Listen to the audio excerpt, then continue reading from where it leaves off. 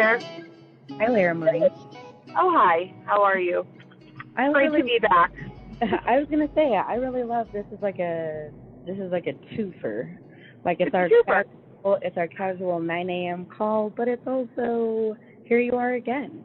Here I am again, Miss America. I think for folks that are unfamiliar with you or us, Miss Lara Marie Russo it turns out she's one of my best friends. She's also my web designer, my graphic designer, basically like a pseudo business manager. What else? Neurodiverse, raising a neurodivergent kid as well as an infant, running your own biz, and that's really why you were here last time, and here we are again, just like true.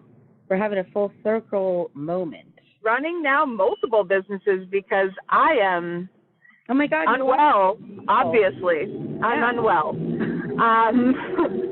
What's about you and I is that, no matter where we are at with, our mental health, our physical health, and obviously to some degree this is somewhat of a trauma response, but I know that you and I share a lot of the same sort of tendencies and some of our go-tos when we are in weird or low spaces, and that is to be overly focused on something else instead of the task. Yeah.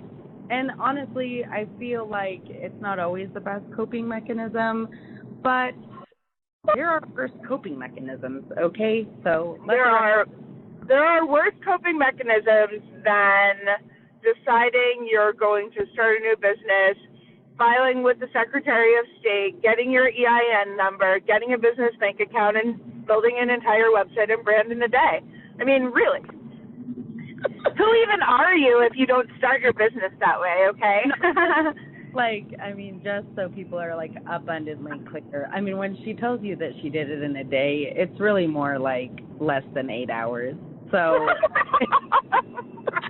I'm like, is it the need for productivity? Is it mania? Is it a combination of both? Nobody. It might be. Who knows? Who knows? Anybody's guess.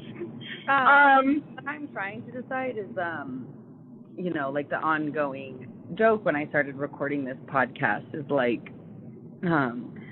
you have a fine voice, you have a great voice, and today I'm like the rasp is back. Is it COVID?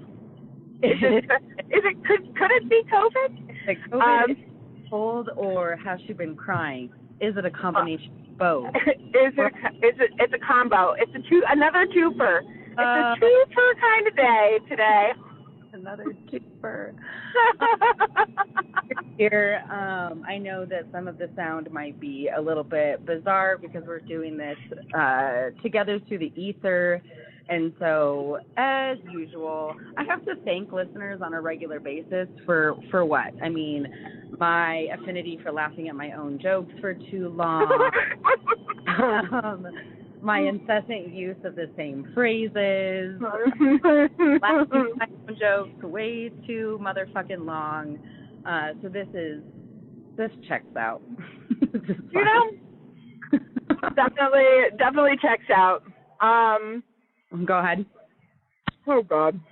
Anyway, well, what are we going to talk about today? Well, I think mostly what we wanted to get into was and this is also for people that kind of listen every week, there's obviously been a trend the last several episodes, these last several weeks, in regards to the mental health of myself, the people that I love, and also just the collective. I'm like, it's been hard out there. And there have been parts of me that I'm like, what I'm known for I think you can attest to this, my personal relationships, but also the way that I show up in social world. So like social media, the way that I write, the things that I choose to share, and even this podcast, you know, like I'm coming at it hard from like a place of vulnerability all the time, you know, and that is, I think that's also are you ready for this? It's a twofer. Oh, it's a twofer. It's just a twofer kind of day. You know, I mean, there's like a level of, you know, like catharsis to that, but it's also like, I don't know about you, but number one, I'm real good on oh man, I've done this a lot today. Toxic positivity. That's not a word. Oh, I know. We talked a little bit about that yesterday. I think it's really hard. Yeah, it's hard to confront certain things without trying to always be like, it's going to be okay. Like I am not willing. I am unwilling to show up in a way, and like honestly, obviously, people are, for the most part, myself included, like we're showing like the glitters is gold moments. You know what I'm saying? But like, I am not about toxic positivity, and even I still have the capacity to occasionally, you know, worry about, you know, how this is going to sound or how this is going to read, or am I sharing too much? Am I not being Brene Brown enough about my life and my circumstances? Should I be bootstrapping a little bit harder? And to that I say, nay. Nay. I also would give that a hard nay. Nay. Okay. A hard nay on that. Yeah, I mean, here's the thing. Any and all reference we have in terms of understanding and activating coping mechanisms within trauma has been formulated outside of a global pandemic. Like, I mean, there are newer resources that have been developed, like with the pandemic in mind over the last 2 years. But like, let's all just remember that we're all experiencing a ginormous collective trauma, and like there is this low hum of anxiety and depression and isolation and like this break in connectivity that I think most people are feeling right now, that it's always going to be there as long as we're dealing with this shit. Right. And like a fucking, I mean, you know, I think at the beginning of the pandemic, there were people that, I mean, they like locked down, I mean, like hard and fast. And then, and I was like, damn, like, wow, you know, and I feel like it hit them harder. And like the people that I was looking around at, I was like, okay, we're good. Like, we're going to keep our head afloat. Like, you know, and for the most part, like most of the people in my circle, we were like, yeah. Like, you know, we're going to be good. Like, we're going to come up out of this. And we're entering year 3 of this shit. And I'm just like, can we be done yet? Hello? Like, for real. Like, I really don't know, you know, and again, to talk about what do people want to hear? What, you know, are people going to listen to this and be like, fuck me, this is like way too depressing. This is not what the fuck I signed up for. Can we go back to talking about biscuits, please? And like, but also, I feel like anybody, well, maybe people that have stumbled upon this without an understanding and knowing you, but like, if anybody's been along for the ride, you know, you talk about some hard things, and that's something that makes me really proud to be your friend. Like, you definitely have tried to confront and be really open and transparent about things that are difficult for you and have been difficult for you. And it is a way that you personally process. I, as you know, do not process that way. I am extremely internal in the way that I process things, which is, I kind of admire your ability to be as open as you are. I'm like a little turtle a lot of the time. You are, and I appreciate you for that. But she's a cute turtle, okay? feel the same way. I think that at the end of the day, that, when I start getting in my feelings about this is too much or this is too heavy, or, people want a place to escape. And I guess at the end of the day, I hope that while we're out here doing shit that sucks and feeling feelings that are uncomfortable and also shitty, this place can be kind of a soft spot for relatability. You know what I'm saying? Yeah, I think so. I think also that's kind of what Feed Me a Story has turned into as well. It definitely is a soft place where people do protect each other in there, and we're really lucky. I'm so lucky to be part of the community, with you. That don't understand, Feed Me a Story is a Facebook group that I created to house food and storytelling, and it's really turned into, and now you're an admin, and we have a dope lineup of moderators, and our relationship within that space and those people has also become a very tight-knit community, and our Facebook chat. And, when I'm struggling, or that's generally the first place that I go to. And Feed Me a Story as a whole, that I know that we've gotten, excuse me, a little bit of, flack for it kind of being a diary for folks, or fuck me, this is depressing, or is there, but I don't look at it that way at all. I don't either. I really don't. And I think that it's a really safe space. I will say probably, yes, there are some really heavy things that people share in there, and I'm glad that they have the space to share it. But for the most part, when I want to cheer myself up, I will go and look at the people sharing beautiful things that they're making to get it generally is framed in oh yes, I am going through this whole thing and it's hard, but look what I made.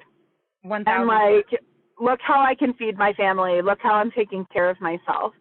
And so that's what food is, man. That food is its own language. And it's, there's an underpinning there of always, there's hope. Because if you have food, if you have, if you have the ability to even make yourself a piece of toast or a fucking bowl of ramen, you're staying alive today. And that's really sometimes all you can hope for. I mean, yeah, I think here we are. I mean, let's not touch on too close to home, or should we? We could circle back to that, but I think that for real, that's, when I want to have kind of my bones settled for a minute, that's a place where I go, even if I'm not necessarily engaging or posting things of my own, but it's I, as a collective, to be able to hold space for people sharing their own grief or their own trauma, but also look what the fuck I made with my 5-year-old today, or look how proud I am of myself. Amazing. You know what I'm saying? Yeah, it's so good. Yeah. I actually posted recently just thanking everybody for because I have not been as active as I once was. For sure, in terms of posting, and I just wanted everybody to know, here I am, still here, and really appreciating everything. I have a million things going on, and I'm dealing with a lot of heavy shit in my life, and I just want y'all to know how much you lift me up. And it's real. That's real, true. How I really feel. I'm not I think you can attest that I'm not an incredibly touchy-feely person. I'm not an incredibly mushy person. I definitely deflect any kind of sadness or anger with humor almost always. But I definitely I do try to when I'm being heartfelt, I really do try and fucking dig down and mean it. And so it was definitely a moment where I was feeling very grateful for that group. And actually I invited a high school friend of mine to the group, and she's a super baking rock star. My friend Christina, or on Facebook she's Tina Marie. Right. Like everybody has been like, you know, very supportive of her. And so it's just so nice because I'm like, yes, I can invite people here and I don't have to be like embarrassed. You know what I mean? Like this is like such an awesome place to be and everybody enjoys it. So we are, I mean, if we're hanging out way up top Shamble Mountain, at least we are hanging out there together. And I think like going back to feeding ourselves and like in a metaphorical way and also like a literal way, because where I'm at right now, if we're all just being honest with each other, is it's not a great space. And so ways that I have to kind of pick myself up a little bit, you know, that kind of starts with, you know, I did a couple laps through the group this morning just to kind of read anything that was like outside of myself. And also it should be mentioned that there are like really beautiful storytellers in our group. Oh my God, so good. So some of the, I mean, some people are like, move me to tears. It's true. And so, I'm not a crier, but I'm like, holy shit. Like, these people are so nice. I love them. They're so great. And I think everybody is like that, too. Like, I totally love these people that I literally have never met once in my life. Never. Right. I agree. It's crazy. Yeah. You know? There I am. You know, like I said, I did a couple laps through there. I'm doing my best to, like, stay hydrated. You brought me lunch. Yep, you brought me lunch yesterday that I did my best to keep down, and that's all I'm going to say about that. Yeah, we did it. Life today looks like baby steps of, like, toast and a couple bites of a granola bar, and I'm going to, like, you know, even that, you know, that the ways that I cope in the past have been to create, right? So whether that's writing or like whatever, excessive productivity, specifically in regards to food and like baking or making a meal. And I got to be honest with y'all, like that's not there right now. I don't have that in me. And so what I've had to do is really kind of separate myself from any amount of shame, which is also something I know for the both of us is like rest. You know, it's like such a thing that I talk about. It's that I am such a supporter of, but it's like I absolutely have the capacity, unfortunately, to allow and hold space for other folks to rest outside of myself, and I don't feel deserved. You know what I mean? Oh, yeah. We're like, that is a way that you and I are absolutely, without a shadow of a doubt, the same. Because, you know, you're talking here, we're just talking, the two of us, queens of all burnout, like true grind until we are burned. And like, but also absolutely have the, like that, this is why it's hilarious, you and I, because when I'm burned out, you're like, you're valid. It's okay. Like, you can be in that space. Like, I understand, and I really know that you understand what I mean. And I think I do the same for you. Like, which it cracks me up because we both know that we both cope this way. We both know that, like, our mental state will always go to grind. Well, and like, I mean, I think you can probably attest to this, and like some other people, you know, that are in like our type community is like the place that I have arrived is a very new to me place. I feel like I have always been able to, you know, give myself a beat, let myself be sad, you know, if it's a couple of minutes, if it's a couple of hours.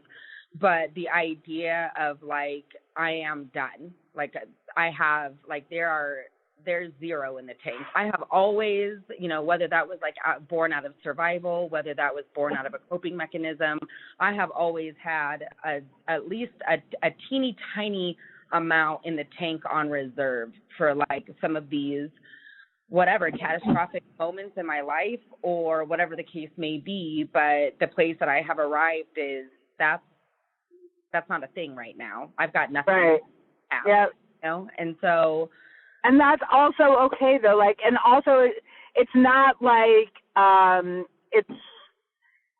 I think too, when you are experiencing trauma and like metamorphosis in your own life, right? Like, as I think a lot of metamorphosis is born from trauma.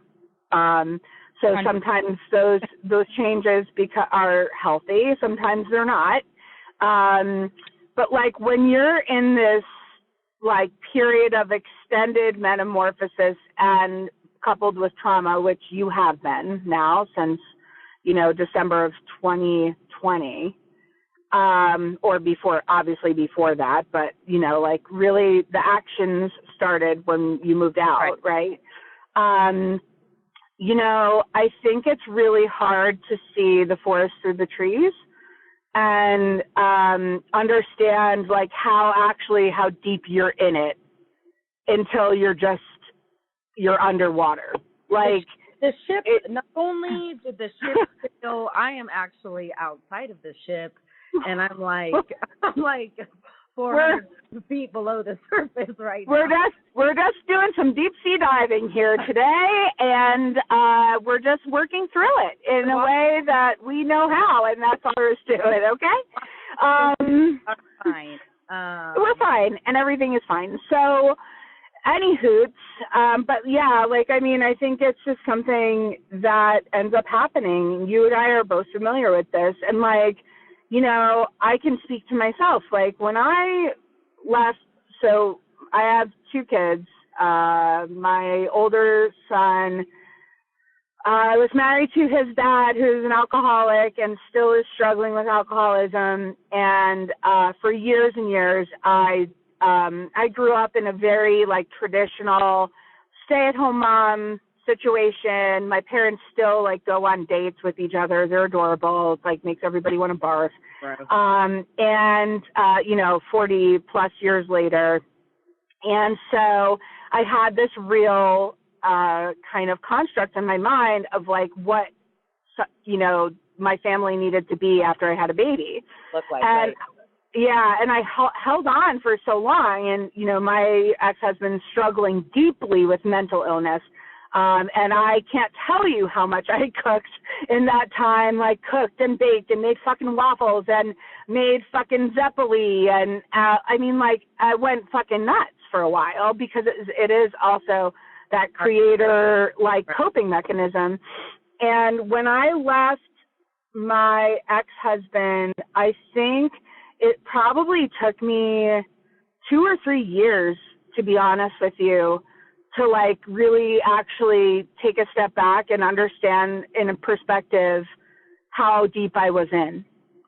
And years and therapy and talking to people, and people at the time were telling me, get out, like this, you're in it. This is, you're not yourself, like this is taking away your sparkle and like all of these things. And it was, but I couldn't see it because I was in it and experiencing trauma. And so like when you have these like huge life-defining trauma moments that are coupled with like then these huge transformational moments, it takes a while to fucking process, man. Like it just does. It just does. And it's just time. And you go to new highs that you didn't know that you could go to because you're free from this, of whatever this trauma was. But then also there's processing the trauma, which takes you back down. And it's a roller coaster ride for you, for anybody that's there supporting you. And it's really difficult. And like, we were saying this morning, like sometimes taking care of your mental health means you're ordering Chinese food for your family because you literally just can't, or eating bag salad because you just can't. And that's okay. Like you don't always have to be grinding and creating to be a capable, worthy human. You don't. And we both need that, Yeah, I think that's, when I was a stay-at-home parent for a while, and it was like I was absolutely the glue that sort of bound everybody together. And I was so fucking hell-bent on, on creating like a safe, cozy, well-fed space. You know what I'm saying? That's even thing that I have written about. I will have an essay published here soon about what it looked like to, you know, stop making fucking empanadas with a baby on my chest and my 4-year-old being like, the fuck are we doing? You know, because I was so, even after I moved out, it was like I was so attached to this idea of who I needed to be, the kind of mother that I needed to be, and I associated it with all of those, like you were saying, right? Like this kind of cookie cutter. I know that I never grew up cookie cutter. My life has never looked cookie cutter. And so I have attached myself to the idea that that is the kind of person, that's the kind of mother, that's the kind of friend that I kind of need to be, you know, and it took me. Or even that is worthy. Like sure. That's the key here, I think, for both of us too.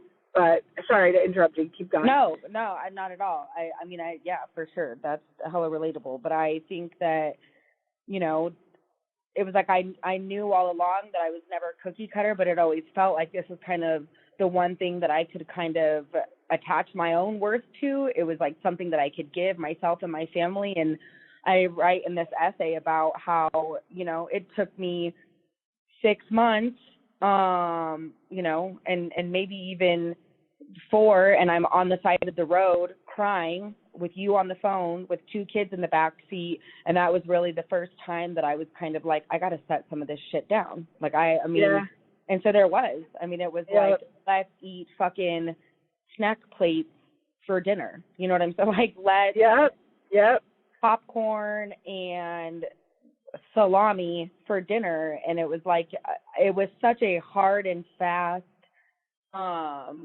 difference from what I had been doing. And in lots of ways, I mean, like I had to do that in order to keep us all afloat. And there was a sadness to that, you know, because it was, for a long time, it was like I felt a lot of joy. I found joy in providing those things for people that I love, specifically my children. But I got to a point where I was like, the fuck who are you making like 3-course meals for right now? Because at the time, Maddox wasn't even eating food. And it was like me and Mooney. And I'm like, what am I doing? So there's a whole of what am I doing in the air right now. Yeah. Yep.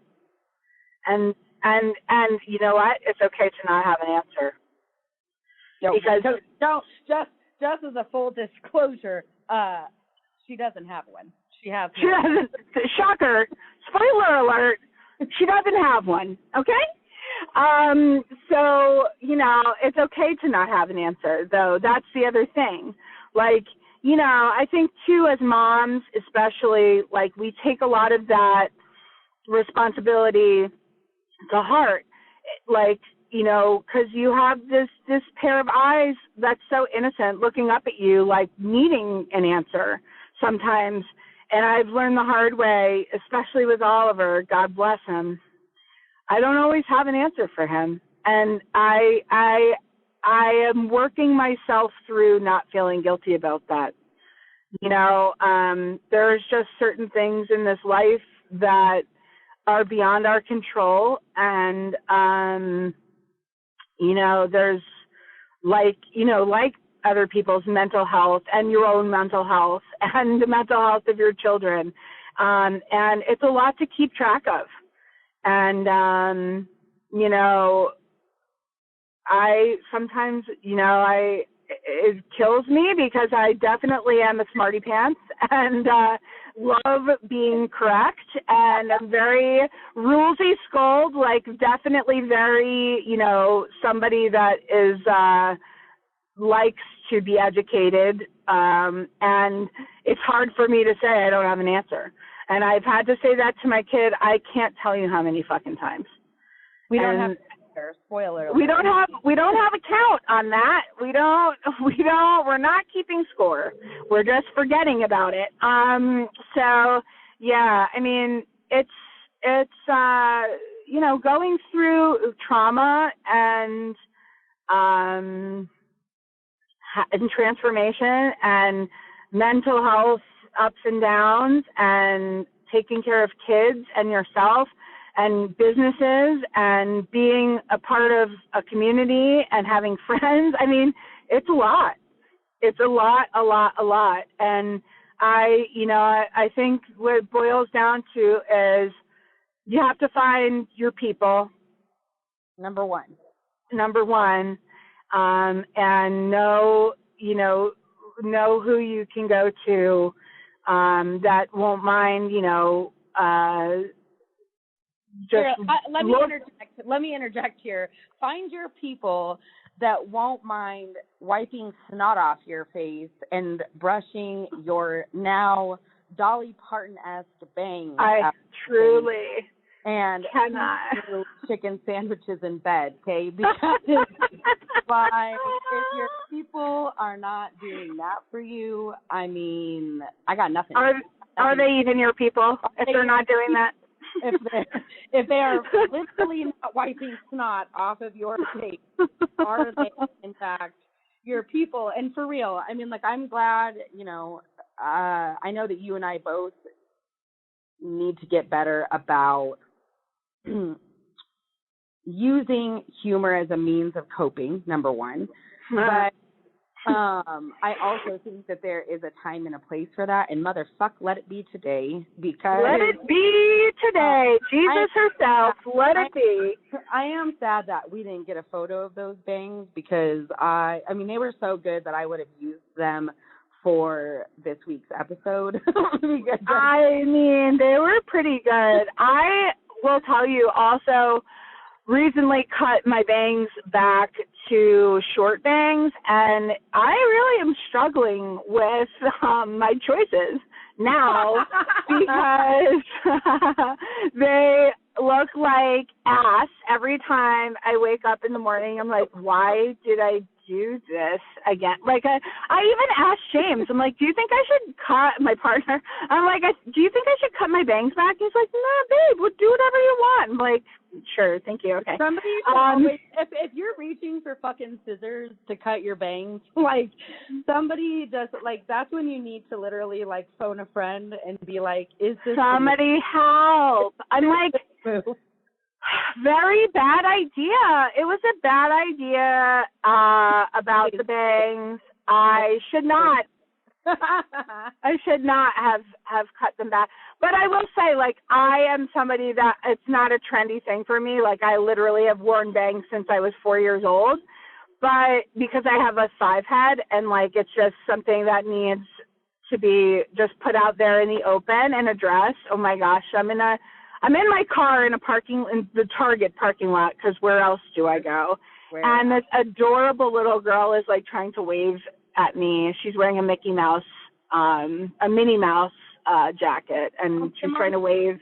You're waving back, please. She's adorable. I can't. Anyway, but yeah, bangs were a bad idea. Shouldn't have done that. Yeah. Thanks, Lara. We're just here learning, okay? I mean, you did say that you love to be educated. Education number one. Don't cut your fucking bangs, bro. Not when you're in a weird place. But on, like, a really for real serious note, this place, I mean, over the last year specifically, but especially over these last couple of months, for whatever lowness I'm experiencing that feels like very new and outside of me, how much that I think that I am, like, depleted and I don't have anything to give right now, I truly wouldn't be able to even be having this conversation. I wouldn't be upright if it wasn't for being privileged, and I'm going to use it. I got to use the word. Go ahead. Guess what it is? #blessed. Okay. I went there. Yeah, I can. To have the kind of people and the kind of community around me that is, like, willing and able to, like, check on me hourly or to feed me metaphorically and literally, and ending on a sappy but high note. I love y'all. I love this podcast space that I've created. I love being able to talk to the people that I love most and share you guys and the relationships that I have with people in the outside world. And I mean, I wouldn't be able to do this without any of y'all. So whether it's Feed Me a Story or this platform here or the relationships that I have in real life, I'm grateful that y'all are kind of keeping my chin lifted these days. Oh, buddy. Well, you're worth it, and we do really love you, and you put a lot of love out there, so it's only fair, you know? I appreciate you. On that note, I'm going to sign off and maybe eat a pickle. That's where I'm at. I mean, not a bad choice, gotta say. She needs salt. She needs to... Good for the old gut. Extra light. Love it. We love a pickled moment. Thanks for hanging out with me. I love you. I'll talk to you later. Bye. Bye.